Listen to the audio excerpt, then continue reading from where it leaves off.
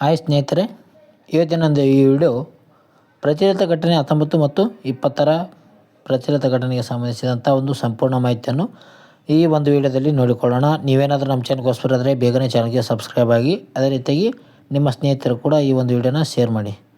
ಇದರಲ್ಲಿ ಪ್ರಮುಖ ಪ್ರಚಲಿತ ಘಟನೆಗೆ ಸಂಬಂಧಿಸಿದಂಥ ಮಾಹಿತಿ ಇರುತ್ತೆ ನೋಡಿರಿ. ಕರೆಂಟ್ ಅಫೇರ್ಸ್ ದಿನನಿತ್ಯ ಈ ಒಂದು ಕೇಸ್ ಟ್ವಿಟರ್ನಲ್ಲಿ ಪ್ರಜಾವಾಣಿ, ವಿಜಯವಾಣಿ, ದ ಹಿಂದೂರಲ್ಲಿ ಬರುವಂಥ ಪ್ರಮುಖ ಎಕ್ಸಾಮ್ಗೆ ಏನು ಇಂಪಾರ್ಟೆಂಟ್ ಇರುತ್ತೋ ಅಷ್ಟು ಮಾಹಿತಿಯನ್ನು ಈ ಒಂದು ವಿಡಿಯೋದಲ್ಲಿ ನೀಡಲಾಗುವುದು. ಹಾಗಾದರೆ ಬನ್ನಿ ಸ್ನೇಹಿತರೆ, ಶುರು ಮಾಡೋಣ.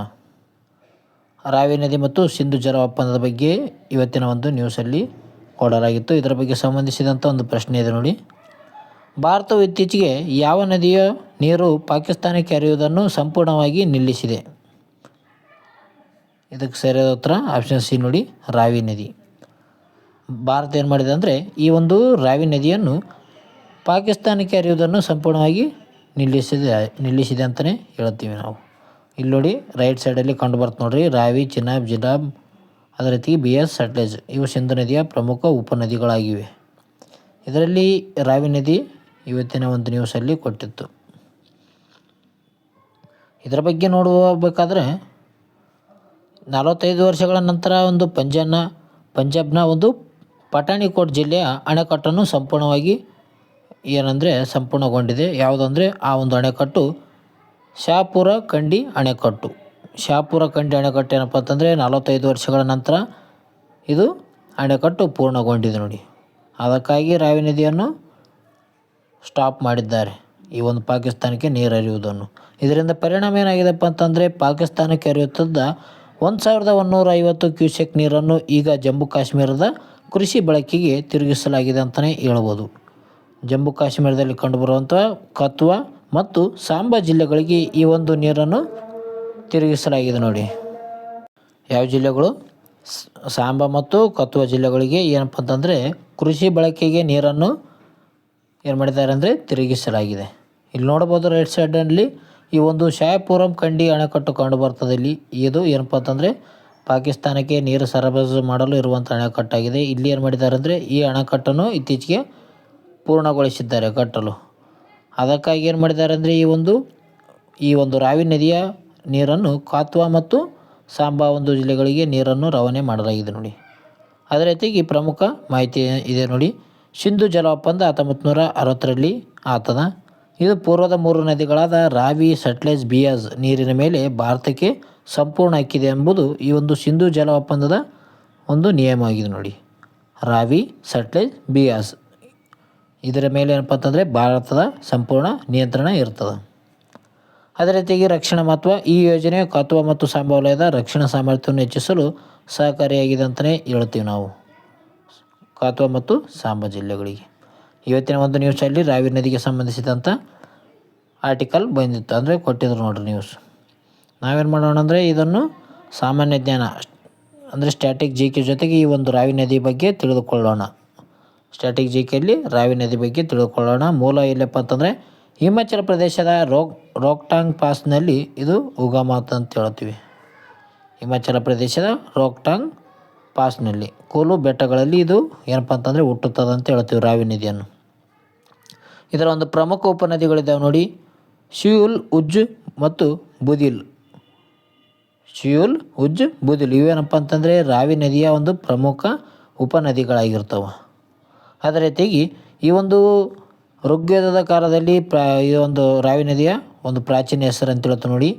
ಋಗ್ವೇದದಲ್ಲಿ ಏನಪ್ಪ ಅಂತಂದರೆ ಪರಿಷ್ಠಿ ಅಂತ ಅಥವಾ ಇರಾವತಿ ಅಂತ ಈ ಒಂದು ರಾವಿ ನದಿಗೆ ಕರೆಯುತ್ತಿರ್ತದೆ. ಇದು ಕೂಡ ಇಂಪಾರ್ಟೆಂಟ್ ಆಗ್ತಾರೆ, ಯಾಕಂದರೆ ಈ ಒಂದು ಪ್ರಾಚೀನ ಹೆಸರುಗಳ ಬಗ್ಗೆ ಹಲವಾರು ಎಕ್ಸಾಮ್ನಲ್ಲಿ ಹೊಂದಿಸಿ ಬೇರೆ ರೀತಿಯಲ್ಲಿ ಕೇಳ್ತಾರೆ. ಋಗ್ವೇದದಲ್ಲಿ ಈ ಒಂದು ರಾವಿ ನದಿಗೆ ಪರಿಷ್ಠಿ ನದಿ ಎಂದು ಕರೆಯುತ್ತಿದ್ದರು, ಅಥವಾ ಇರಾವತಿ ಅಂತೂ ಕೂಡ ಕರಿತಿರ್ತಾರೆ ನೋಡ್ರಿ ಜೊತೆ. ಐತಿಹಾಸಿಕ ಅಂಶ ಇದೆ ನೋಡಿ. ದಶರಾಜ್ಞ ಯುದ್ಧ ಮತ್ತು ಇದೇ ನದಿಯ ದಡದಲ್ಲಿ ನಡೆಯಿತು ಅಂತ ಹೇಳ್ತಾರೆ. ಐತಿಹಾಸಿಕ ಒಂದು ಅಂಶ ಅಂತ ಹೇಳ್ಬೋದು. ಈ ಒಂದು ದಶರಾಜ್ಞ ಯುದ್ಧ ಏನಪ್ಪ ಅಂತಂದರೆ ಈ ಒಂದು ಇದೇ ನದಿಯ ಒಂದು ದಡದಲ್ಲಿ ನಡೆದಿತ್ತೆಂದು ಈ ಒಂದು ಹೇಳ್ತದೆ ಐತಿಹಾಸಿಕ ಅಂಶದಲ್ಲಿ. ಅದೇ ರೀತಿಯಾಗಿ ಇದರ ಒಂದು ವಿಶೇಷತೆ ಏನಪ್ಪ ಅಂತಂದರೆ ಇದು ಲಾವೂರ್ ನದಿ ಎಂದು ಕೂಡ ಕರೆಯುತ್ತಾರೆ ನೋಡ್ರಿ.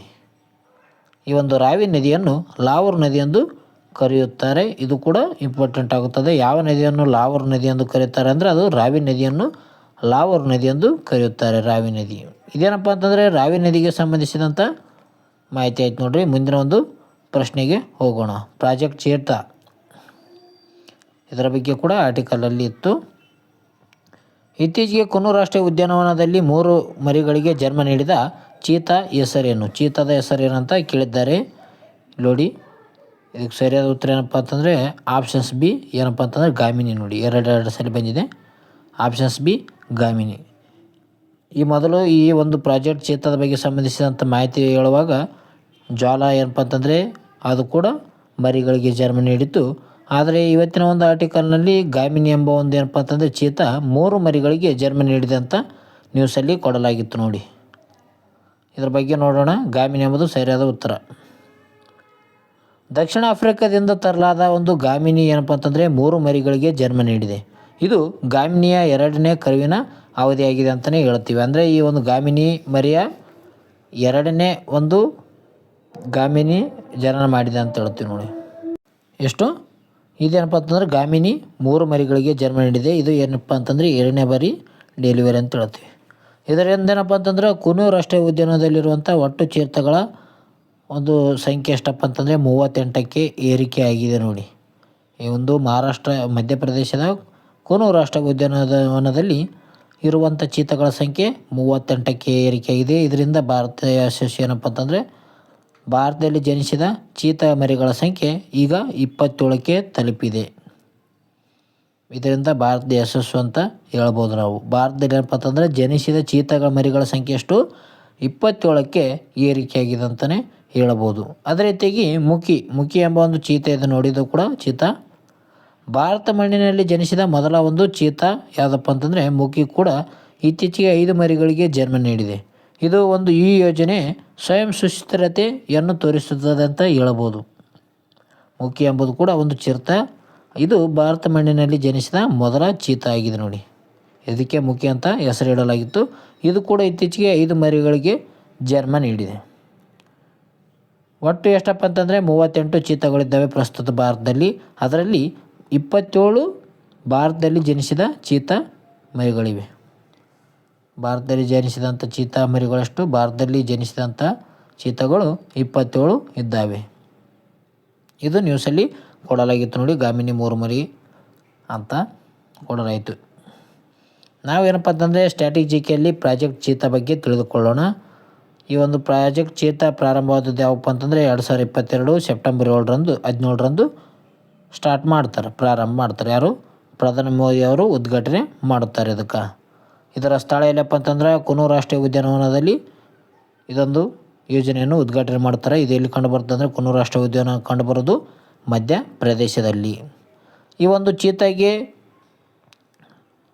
ಈ ವೈಜ್ಞಾನಿಕ ಹೆಸರು ಕೂಡ ಕೊಟ್ಟಿದ್ದಾರೆ ನೋಡಿ. ಅಕ್ಸೋನಿಕ್ಸ್ ಜುಬಟ್ಸ್ ಎಂಬುದು ಏನಪ್ಪ ಅಂತಂದರೆ ಚೀತಾದ ವೈಜ್ಞಾನಿಕ ಹೆಸರಾಗಿರ್ತದೆ ನೋಡ್ರಿ.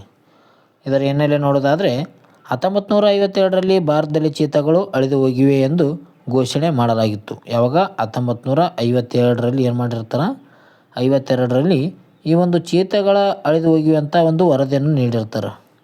ಅದಕ್ಕಾಗಿ ನಮೀಬಿಯಾ ದೇಶದಿಂದ ಕೂಡ ಚೀತಾಗಳನ್ನು ತರಲಾಗುತ್ತದೆ ನೋಡ್ರಿ. ಜೊತೆಗೆ ಬೋಟ್ಸ್ವಾನಾ ದೇಶದಿಂದ ಕೂಡ ತರಲಾಗುತ್ತದೆ ಅಂತ ಹೇಳಲಾಗಿದೆ ಇತ್ತೀಚೆಗೆ. ಚೀತಾ ಮಿತ್ರ ಅಂತ ಕೂಡ ಹೇಳ್ಬೋದು. ಸ್ಥಳೀಯ ಸಮುದಾಯದ 450ಕ್ಕೂ ಹೆಚ್ಚು ಜನರು ಚೀತಾ ಮಿತ್ರರನ್ನಾಗಿ ನೇಮಿಸಲಾಗಿದೆ ನೋಡಿ. ಚೀತಾ ಮಿತ್ರರನ್ನಾಗಿ ಎಷ್ಟು 450ಕ್ಕೂ ಹೆಚ್ಚು ಜನರನ್ನು ನೇಮಿಸಲಾಗಿದೆ. ಇದು ಸಾಮಾನ್ಯ ಜ್ಞಾನಕ್ಕೆ ಸಂಬಂಧಿಸಿದಂಥ ಪ್ರಾಜೆಕ್ಟ್ ಚೀತಾಗೆ ಸಂಬಂಧಿಸಿದಂಥ ಮಾಹಿತಿ ಆಗಿತ್ತು ನೋಡ್ರಿ. ಮುಂದಿನ ಒಂದು ಸುದ್ದಿ ಕ್ರೀಡಾ ಸುದ್ದಿ ಆಗಿತ್ತು ನೋಡಿ. ಕ್ರೀಡೆ ಸುದ್ದಿ ಬಗ್ಗೆ ನೋಡಿಕೊಳ್ಳೋಣ. 67 ವರ್ಷಗಳ ಇತಿಹಾಸದಲ್ಲಿ ಮೊದಲ ಬಾರಿಗೆ ರಣಜಿ ಟ್ರೋಫಿ ಫೈನಲ್ ಪ್ರವೇಶಿಸಿದ ತಂಡ ಯಾವುದು? ನೋಡಿ, ಇತ್ತೀಚೆಗೆ ಏನಪ್ಪ ಅಂತಂದರೆ 67 ವರ್ಷಗಳ ನಂತರ ಏನು ಮಾಡಿದೆ ಅಂದರೆ ಈ ಒಂದು ಮೊದಲ ಬಾರಿಗೆ ರಣಜಿ ಟ್ರೋಫಿ ಸಲುವಾಗಿ ಫೈನಲ್ ಪ್ರವೇಶಿಸಿದ ತಂಡ ಯಾವುದಂತ ಕೊಟ್ಟಿದ್ದಾರೆ. ಇದಕ್ಕೆ ಸರಿಯಾದ ಉತ್ತರ ಆಪ್ಷನ್ ಸಿ, ಜಮ್ಮು ಕಾಶ್ಮೀರ್. ಜಮ್ಮು ಕಾಶ್ಮೀರ ತಂಡ ಏನಪ್ಪ ಅಂತಂದರೆ 67 ವರ್ಷಗಳ ನಂತರ ಫೈನಲನ್ನು ತಲುಪಿದೆ. ಸೆಮಿಫೈನಲ್ನಲ್ಲಿ ಪ್ರಬಲ ಬಂಗಾಳ ತಂಡವನ್ನು 6 ವಿಕೆಟ್ಗಳಿಂದ ಸೋಲಿಸಿ ಫೈನಲ್ಗೆ ಲಗ್ಗೆ ಇಟ್ಟಿದೆ ಅಂತಲೇ ಹೇಳಬಹುದು. ಯಾವುದು? ಈ ಒಂದು ಜಮ್ಮು ಕಾಶ್ಮೀರ ತಂಡ. ಇದರಲ್ಲಿ ಪ್ರಮುಖ ಆಟಗಾರ ಕೊಟ್ಟಿದ್ದಾರೆ ನೋಡಿ, ಆಕಿಬ್ ನಬಿ. ಇದು ಪಂದ್ಯದಲ್ಲಿ 9 ವಿಕೆಟ್ ಪಡೆದಿರ್ತಾರೆ ವ್ಯಕ್ತಿ. ಕ್ವಾರ್ಟರ್ ಫೈನಲ್ನಲ್ಲಿ 12 ವಿಕೆಟ್ಗಳನ್ನು ಪಡೆದಂಥ ವ್ಯಕ್ತಿಯಾಗಿದ್ದಾರೆ ಆಕಿಬ್ ನಬಿ. ಅದೇ ರೀತಿಯಾಗಿ ಅಬ್ದುಲ್ ಸಮದ್ ಅವರು IPL ಆಟಗಾರ ಆಗಿರ್ತಾರೆ. ನಿರ್ಣಾಯಕ ಇನ್ನಿಂಗ್ಸ್ ಆಡಿದಂಥ ವ್ಯಕ್ತಿ ಆಗಿದ್ದಾರೆ. ಇದರ ಒಂದು ನಾಯಕ ಯಾರಪ್ಪ ಅಂತಂದರೆ ಜಮ್ಮು ಕಾಶ್ಮೀರ ತಂಡದ ನಾಯಕ ಪರಸ್ ಡೋಗ್ರಾ ಅವರು ಏನಪ್ಪ ಅಂತಂದರೆ ರಣಜಿಯಲ್ಲಿ 10,000 ರನ್ ಗಳಿಸಿದ 2ನೇ ಆಟಗಾರ ಎಂಬ ಒಂದು ಹೆಗ್ಗಳಿಕೆಗೆ ಪಾತ್ರ ಆಗಿರುವಂಥ ವ್ಯಕ್ತಿಯಾಗಿದ್ದಾರೆ ಪರಸ್ ಡೋಗ್ರಾ ಅವರು. ಈ ಒಂದು ರಣಜಿ ಟ್ರೋಫಿ ಬಗ್ಗೆ ಸಂಪೂರ್ಣ ಮಾಹಿತಿಯನ್ನು ತಿಳಿದುಕೊಳ್ಳೋಣ. ರಣಜಿ ಟ್ರೋಫಿ ಪ್ರಾರಂಭವಾಗಿದ್ದು ಯಾವಾಗ ಅಂದರೆ 1934ರಲ್ಲಿ ಇದು ರಣಜಿ ಟ್ರೋಫಿ ಪ್ರಾರಂಭ ಆಗ್ತದೆ. ಇದರ ಹೆಸರೇನಪ್ಪ ಅಂತಂದರೆ ಭಾರತದ ಮೊದಲ ಟೆಸ್ಟ್ ಕ್ರಿಕೆಟಿಗ ರಣಜಿ ಸಿನ್ಹಾಜಿ ಅವರ ಒಂದು ಗೌರವಾರ್ಥವಾಗಿ ಇದನ್ನು ಸ್ಟಾರ್ಟ್ ಮಾಡ್ತಾರೆ ಅಂತ ಹೇಳ್ಬೋದು. ರಣಜಿ ಟ್ರೋಫಿ ಎಂಬ ಹೆಸರು ಬರ್ತದೆ ಇದಕ್ಕೆ. ಯಾಕೆ? ಭಾರತದ ಮೊದಲ ಟೆಸ್ಟ್ ಕ್ರಿಕೆಟಿಗೆ ಯಾರಂದರೆ ರಣಜಿ ಸಿನ್ಹಾಜಿ ಅವರ ಒಂದು ಗೌರವಾರ್ಥವಾಗಿ ಈ ಒಂದು ಹೆಸರನ್ನು ನೀಡಲಾಗುತ್ತದೆ. ಅದೇ ರೀತಿಯಾಗಿ ಅತ್ಯಧಿಕ ಒಂದು ರಣಜಿ ಟ್ರೋಫಿ ಪಡೆದುಕೊಂಡಂಥ ತಂಡ ಯಾವುದಂದರೆ ಮುಂಬೈ ತಂಡ ಆಗಿದೆ. 41ಕ್ಕೂ ಹೆಚ್ಚು ಒಂದು ಬಾರಿ ಪ್ರಶಸ್ತಿಯನ್ನು ಪಡೆದುಕೊಂಡಿದೆ ನೋಡಿ. ರಣಜಿ ಟ್ರೋಫಿ ಕ್ರಿಕೆಟಿಗೆ ಸಂಬಂಧಿಸಿದೆ ನೋಡಿ. ಇದು ಯಾವುದಕ್ಕೆ ಸಂಬಂಧಿಸಿದೆ ಅಂತ ಕೂಡ ಕೇಳಬಹುದು. ಪ್ರಸ್ತುತ ಚಾಂಪಿಯನ್ ಯಾವುದು? ಮುಂಬೈ ತಂಡ ಆಗಿದೆ ನೋಡಿ. ಇದು ಕೂಡ ಮುಂಬೈ ತಂಡ ಆಗಿದೆ ನೋಡಿ. ಇದು ಕೂಡ ರಣಜಿ ಟ್ರೋಫಿ. ಮುಂದಿನ ಒಂದು ನ್ಯೂಸ್ ನೋಡೋಣ. ಮುಂದಿನ ನ್ಯೂಸ್ ಭಾರತ ಸಂವಿಧಾನ ಮತ್ತು ಮೀಸಲಾತಿ ಬಗ್ಗೆ ಸಂಬಂಧಿಸಿದಂಥ ನ್ಯೂಸಲ್ಲಿ ಕೊಟ್ಟಿಲಾಗಿತ್ತು. ಇದರ ಬಗ್ಗೆ ನೋಡೋಣ. ಮೊದಲನೇದಾಗಿ ಪ್ರಶ್ನೆ, ಸಂವಿಧಾನದ ಯಾವ ವಿಧಿಯು ಪರಿಶಿಷ್ಟ ಜಾತಿಗಳನ್ನು ನಿರ್ದಿಷ್ಟಪಡಿಸುವ ಅಧಿಕಾರವನ್ನು ರಾಷ್ಟ್ರಪತಿಗೆ ನೀಡುತ್ತದೆ? ಅಂದರೆ ಸಂವಿಧಾನದ ಯಾವ ವಿಧಿ ಏನಪ್ಪ ಅಂತಂದರೆ ಪರಿಶಿಷ್ಟ ಜಾತಿ ಏನು ಯಾವುದು SC ಏನು ಜನಾಂಗಿದೆ ಆ ಒಂದು ಜನಾಂಗಕ್ಕೆ ನಿರ್ದಿಷ್ಟ ಅಧಿಕಾರವನ್ನು ರಾಷ್ಟ್ರಪತಿಗೆ ನೀಡುತ್ತೆ ಅಂತ ಕೊಟ್ಟಿದ್ದಾರೆ. ಇದಕ್ಕೆ ಸರಿಯಾದ ಉತ್ತರ ಯಾವುದು? ಆಪ್ಷನ್ಸ್ ಬಿ ನೋಡಿ. ಇದರ ಬಗ್ಗೆ ತಿಳಿದುಕೊಳ್ಳೋಣ ಏನಾಗಿದೆಪ್ಪ ಅಂತ ನ್ಯೂಸಲ್ಲಿ. 341ನೇ ವಿಧಿ ಇದಕ್ಕೆ ಸರಿಯಾದ ಉತ್ತರ ಆಗಿದೆ ನೋಡಿ. ಆರ್ಟಿಕಲ್ 341 ಏನಪ್ಪ ಅಂತಂದರೆ SC ಮಂದಿಗೆ ಸಂಬಂಧಿಸಿದಂಥ ಮಾಹಿತಿಯನ್ನು ನೀಡಲು ರಾಷ್ಟ್ರಪತಿಗೆ ಹಾಕಿದೆ ಅಂತ ಹೇಳುತ್ತೆ. ಸುಪ್ರೀಂ ಕೋರ್ಟ್ ವೀಕ್ಷಣೆ ಮಾಡಿದೆ. ಮೀಸಲಾತಿಯು ಕೇವಲ ಧರ್ಮದ ಆಧಾರದ ಮೇಲೆ ಇರಬಾರದು ಎಂದು ಸುಪ್ರೀಂ ಕೋರ್ಟ್ ಹೇಳಿದೆ ಅಂತ ಹೇಳಬಹುದು. ಸುಪ್ರೀಂ ಕೋರ್ಟ್ ಹೇಳಿಕೆಯನ್ನು ನೀಡಿದೆ. ಮೀಸಲಾತಿಯನ್ನು ಕೇವಲ ಧರ್ಮದ ಆಧಾರದ ಮೇಲೆ ಇರಬಾರ್ದು ಅಂತ ಹೇಳಿಕೆ ಹೇಳಿದೆ. ಸಂವಿಧಾನದ ಆದೇಶ 1950 ಪ್ಯಾರಾ 3ರಲ್ಲಿ ಹೇಳ್ತದೆ. ಏನು ಹೇಳ್ತದಪ್ಪ ಅಂತಂದರೆ ಹಿಂದೂ, ಸಿಖ್ ಮತ್ತು ಬೌದ್ಧ ಧರ್ಮದ ಹೊರತಾಗಿ ಬೇರೆ ಧರ್ಮಕ್ಕೆ ಮತಾಂತರಗೊಂಡವರು SC ಮೀಸಲಾತಿಗೆ ಅರ್ಹರಲ್ಲ ಎಂಬುದು 1950 ಪ್ಯಾರಾ 3ರಲ್ಲಿ ಸಂವಿಧಾನದ ಆದೇಶದ ಪ್ರಕಾರ ಹೇಳುತ್ತೆ ನೋಡ್ರಿ. ಹಿಂದೂ, ಸಿಖ್, ಬೌದ್ಧ ಧರ್ಮದ ಏನಪ್ಪ ಅಂತಂದ್ರೆ ಹೊರತಾಗಿ ಬೇರೆ ಧರ್ಮಕ್ಕೆ ಏನು ಮತಾಂತರಗೊಂಡಿರ್ತಾರೋ ಅಂಥ ಒಂದು ಮತಾಂತರಗೊಂಡ ವ್ಯಕ್ತಿಗಳಿಗೆ SC ಮೀಸಲಾತಿಗೆ ಅರ್ಹರಲ್ಲ ಎಂಬುದು ಈ ಒಂದು ಪ್ಯಾರಾ ಹೇಳ್ತದೆ. 3ನೇ ಪ್ಯಾರಾ. ರಂಗನಾಥ್ ಮಿಶ್ರ ಆಯೋಗ 2007ರಲ್ಲಿ ಇದಕ್ಕೆ ಆಯೋಗವನ್ನು ಬರ್ತು ನೋಡ್ರಿ. ರಂಗನಾಥ್ ಮಿಶ್ರ ಆಯೋಗ SC ಸ್ಥಾನಮಾನವನ್ನು ಧರ್ಮದಿಂದ ಬೇರ್ಪಡಿಸಬೇಕು ಎಂದು ಶಿಫಾರಸು ಮಾಡುತ್ತದೆ. ಯಾವುದು? ರಂಗನಾಥ್ ಮಿಶ್ರ ಆಯೋಗ ಏನು ಮಾಡ್ತದೆ ಅಂದರೆ SC ಸ್ಥಾನಮಾನವನ್ನು ಧರ್ಮದಿಂದ ಬೇರ್ಪಡಿಸಬೇಕೆಂಬ ಒಂದು ಶಿಫಾರಸು ಮಾಡಿದಂಥ ಆಯೋಗ ರಂಗನಾಥ್ ಮಿಶ್ರ ಆಯೋಗ ಆಗಿದೆ ನೋಡಿ. KG ಬಾಲಕೃಷ್ಣ ಸಮಿತಿ ಕೂಡ ಬರುತ್ತೆ ನಂತರದಲ್ಲಿ. ಮತಾಂತರಗೊಂಡ ದಲಿತರಿಗೆ SC ಸ್ಥಾನಮಾನ ನೀಡುವ ಬಗ್ಗೆ ಪರಿಶೀಲಿಸಲು ಕೇಂದ್ರ ಸರ್ಕಾರ ಹೊಸ ಆಯೋಗವನ್ನು ರಚಿಸಿದೆ ಎಂಬುದು ಈ ಒಂದು ಮಾಹಿತಿಯಲ್ಲಿ ನೀಡುತ್ತದೆ. ಯಾವುದು? ಅದು ಯಾವುದಪ್ಪ ಅಂತಂದರೆ KG ಬಾಲಕೃಷ್ಣ ಸಮಿತಿ. ಪ್ರಮುಖ ಆಯೋಗಗಳ ಮತ್ತು ತೀರ್ಪುಗಳ ಬಗ್ಗೆ ಸ್ಟ್ರಾಟಜಿಕಲಿ ತಿಳ್ಕೊಳ್ಳೋಣ. ಮೊದಲನೇದಾಗಿ ಮಂಡಲ್ ಆಯೋಗ 1979ರಲ್ಲಿ ರಚನೆ ಆದ. ಇದೇನು ಹೇಳ್ತಪ್ಪ ಅಂತಂದರೆ OBC ಮೀಸಲಾತಿಗೆ ಸಂಬಂಧಿಸಿದಂಥ ಆಯೋಗ ಆಗಿದೆ ನೋಡಿ, ಮಂಡಲ್ ಆಯೋಗ. ಅದೇ ರೀತಿಯಾಗಿ ಇನ್ನೊಂದು ಪ್ರಮುಖ ಆದಂಥ ಪ್ರಕರಣ ಇದೆ ನೋಡಿ, ಇಂದಿರಾ ಸಹನಿ ಪ್ರಕರಣ 1992. ಇದು ವೆರಿ ವೆರಿ ಇಂಪಾರ್ಟೆಂಟ್. ಇದು ಏನು ಹೇಳ್ತಪ್ಪ ಅಂತಂದರೆ ಈ ಒಂದು ಪ್ರಕರಣದ ಸುಪ್ರೀಂ ಕೋರ್ಟ್ ಏನು ಹೇಳ್ತಪ್ಪ ಅಂತಂದರೆ ಮೀಸಲಾತಿಯು 50% ಮೀರಬಾರದು ಎಂದು ಸುಪ್ರೀಂ ಕೋರ್ಟ್ ಈ ಒಂದು ಪ್ರಕರಣದಲ್ಲಿ ತೀರ್ಪನ್ನು ನೀಡುತ್ತದೆ. ಇದು ವೆರಿ ಇಂಪಾರ್ಟೆಂಟ್. ಯಾಕಂದರೆ ಎಲ್ಲ ರಾಜ್ಯಗಳು 50%ಗಿಂತ ಜಾಸ್ತಿಯಾಗಿ ಮೀಸಲಾತಿಯನ್ನು ನೀಡುತ್ತಿದ್ದಾವೆ. ಇಂದಿರಾ ಸಹಾನಿ ಪ್ರಕರಣ ಏನು ಹೇಳ್ತಪ್ಪ ಅಂತಂದ್ರೆ 50%ಗಿಂತ ಹೆಚ್ಚಾಗಿ ಮೀಸಲಾತಿ ಮೀರಬಾರ್ದಂತ ಸುಪ್ರೀಂ ಕೋರ್ಟ್ ಆದೇಶ ನೀಡಿದ 1992ರ ಇಂದಿರಾ ಸಹಾನಿ ಪ್ರಕರಣದಲ್ಲಿ. ವಿಧಿ ಇದೆ ನೋಡಿ 15 ಮತ್ತು 16 ಏನು ಹೇಳ್ತಪ್ಪ ಅಂತಂದ್ರೆ ತಾರತಮ್ಯ ನಿಷೇಧ ಮತ್ತು ಉದ್ಯೋಗದಲ್ಲಿ ಸಮಾನ ಅವಕಾಶ ಎಂಬುದು ಈ ಒಂದು 15, 16ನೇ ವಿಧಿಗೆ ಸಂಬಂಧಿಸಿದಂಥ ಮಾಹಿತಿಯಾಗಿದೆ. ಪ್ರಮುಖ ಸಾಮಾಜಿಕ ಸುದ್ದಿಗಳಿದ್ದಾವೆ ನೋಡಿ. ಇತ್ತೀಚೆಗೆ ಮಹಾರಾಷ್ಟ್ರದಲ್ಲಿ ಶಿಕ್ಷಣದಲ್ಲಿ ಮುಸ್ಲಿಮರಿಗೆ 5% ಮೀಸಲಾತಿ ನೀಡಬೇಕೆಂದು ಒತ್ತಾಯಿಸಿದ ಸಂಸ್ಥೆ ಯಾವುದಂತ ಕೊಟ್ಟಿದ್ದಾರೆ. ಏನಪ್ಪ ಅಂತಂದರೆ ಮುಸ್ಲಿಮರಿಗೆ ಇದಕ್ಕೆ ಸರಿಯಾದ ಉತ್ತರ ಯಾವುದು? Options B Muslim welfare association ಎಂಬುದು ಏನಪ್ಪ ಅಂತಂದರೆ ಮುಸ್ಲಿಮರಿಗೆ 5% ಮೀಸಲಾತಿ ನೀಡಬೇಕಂತ ಮಹಾರಾಷ್ಟ್ರದಲ್ಲಿ ಒತ್ತಾಯ ಮಾಡಿದೆ. ಮುಸ್ಲಿಂ ವೆಲ್ಫೇರ್ ಅಸೋಸಿಯೇಷನ್ ಇದು ಬೇಡಿಕೆ ಏನಪ್ಪ ಅಂತಂದರೆ ಸಲೀಂ ಸಾರಂಗ್ ನೇತೃತ್ವದಲ್ಲಿ ಏನಪ್ಪ ಅಂದರೆ ಮುಸ್ಲಿಂ ವುಮೆನ್ ಅಸೋಸಿಯೇಷನ್ ಸಂಸ್ಥೆಯು ಮಹಾರಾಷ್ಟ್ರದಲ್ಲಿ ಶಿಕ್ಷಣಕ್ಕಾಗಿ ಮುಸ್ಲಿಮರಿಗೆ 5% ಮೀಸಲಾತಿ ನೀಡಬೇಕೆಂದು ಆಗ್ರಹಿಸಿದೆ ಅಂತ ಹೇಳ್ತೇವೆ ನಾವು. ನ್ಯೂಸಲ್ಲಿ ಕೊಡಲಾಗಿತ್ತು ನೋಡಿ. ಎಷ್ಟು ಪರ್ಸೆಂಟ್? 5% ಏನು ಮಾಡಿದೆ? ಮುಸ್ಲಿಂ ವುಮೆನ್ಸ್ ಅಸೋಸಿಯೇಷನ್ ಕೊಡಬೇಕು, ಮೀಸಲಾತಿ ಕೊಡಬೇಕಂತ ಆಗ್ರಹ ಮಾಡಿದೆ. ಇನ್ನಲ್ಲಿ ನೋಡೋದಾದರೆ 2024 ಮತ್ತು 2025ರಲ್ಲಿ ಈ ಒಂದು ಬೇಡಿಕೆ ಪುನರಾವರ್ತನೆ ಆಗಿದೆ ಅಂತಲೇ ಹೇಳ್ಬೋದು. 2024ರಿಂದ ಇದು ಶುರು ಮಾಡಿದ್ದಾರೆ. ಮುಸ್ಲಿಂ ಲೀಡರ್ಶಿಪ್ ಸಮಿತಿ ಅಂತ ಹೇಳ್ತೀವಿ. ಜುಲೈ 2024ರಲ್ಲಿ ಮುಂಬೈನಲ್ಲಿ ಈ ವಿಷಯವಾಗಿ ಶೃಂಗಸಭೆ ನಡೆದಿತ್ತು. ಯಾವಾಗ? ಮುಸ್ಲಿಂ ಲೀಡರ್ಶಿಪ್ ಸಮಿತಿನಲ್ಲಿ 2024ರಲ್ಲಿ ಮಹಾರಾಷ್ಟ್ರದಲ್ಲಿ 5% ಮುಸ್ಲಿಮರಿಗೆ ಮೀಸಲಾತಿ ನೀಡಬೇಕಂತ ಶೃಂಗಸಭೆಯನ್ನು ನಡೆದತ್ತು ನೋಡ್ರಿ. ಇದಕ್ಕೆ ಸಂಬಂಧಿಸಿದಂಥ ಅಲ್ಪಸಂಖ್ಯಾತರ ಹಕ್ಕುಗಳ ಬಗ್ಗೆ ತಿಳಿದುಕೊಳ್ಳೋಣ.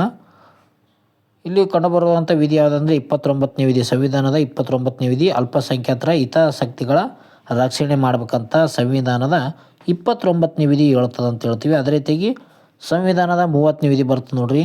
ಅಲ್ಪಸಂಖ್ಯಾತರು ಶಿಕ್ಷಣ ಸಂಸ್ಥೆಗಳನ್ನು ಸ್ಥಾಪಿಸುವ ಮತ್ತು ನಿರ್ವಹಿಸುವ ಹಕ್ಕನ್ನು ಹೊಂದಿರುತ್ತಾರೆ.